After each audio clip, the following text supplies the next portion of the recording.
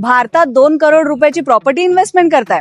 Let me explain तुम्हाला 2 करोड मध्ये दुबईमध्ये काय काय मिळेल. मुंबईमध्ये जर तुम्ही 2 करोडची प्रॉपर्टी विकत घ्यायला गेलात तर तुम्हाला एक 1 बेडरूम अपार्टमेंट मिळेल जे सिटीमध्ये आहे, शहरामध्ये आहे, ज्याचं कॅपिटल अप्रिसिएशन फारच स्लो होतोय पण मेंटेनन्स फार हाय आहे. आणि त्याच 2 करोडच्या रेंजमध्ये दुबईचं म्हणाल तर तुम्हाला एक 1 बेडरूम स्पेशियस अपार्टमेंट ज्याचे रेंट्स खूप हाय आहेत, त्यामुळे तुमची इन्कम हाय असेल. अप्रिसिएशनचं म्हणाल तर अप्रिसिएशन सगळ्यात फास्ट होतं दुबईमध्ये, प्लस लोकेशन हे फार प्राईम लोकेशनवर मिळतं.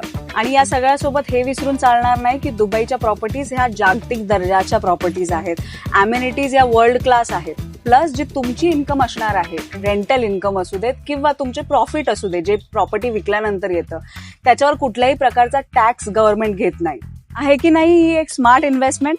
जर तुम्हालाही याबद्दल जास्त जाणून घ्यायचं असेल तर प्लीज कॉमेंट करा 2CR आणि मी तुम्हाला DM करेन की तुम्ही कसे तुमचे 2CR स्मार्टली इन्व्हेस्ट करू शकता.